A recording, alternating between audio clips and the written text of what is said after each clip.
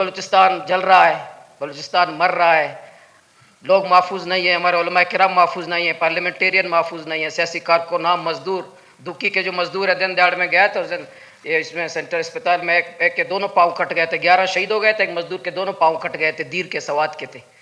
کوئی نہ دیر کا، نہ پنجاب کا، نہ ملتان کے خانوال کا مزدور محفوظ ہے، نہ ہمارے بلوچستان کے. اس میں سر جوڑ کر بیٹھنا چاہیے، حقائق پہ بات کرنی چاہیے. اور یہ ہمارے سیکورٹی کے اداروں کو زمباد، پیٹرول، ڈیزل، آلو، ٹماٹر، D H A, transfer posting, P S D P سے ہٹا کر ان کو وہی آئینی ذمہ داری دی جائے کہ بلوچستان کی خاطر آپ کو 85 ارب روپے میں دیتے ہیں.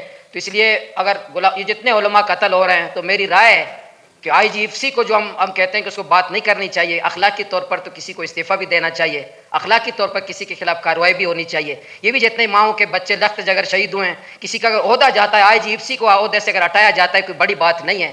کسی آئی جی پولیس کو عہدے سے ہٹایا جاتا ہے، کوئی بڑی بات نہیں ہے. ان ماؤں اور بچوں کے لخت جگر جو ہم دفن کرتے ہیں، اس سے یہ عہدے اور منصب میں زیادہ حیثیت تو نہیں رکھتی. 1 سال قتل عام کے بعد بھی کوئی آئی جی ایف سی اپنے عہدے سے نہیں ہٹایا جاتا، اسے اس کے اختیارات واپس نہیں لیے جاتے.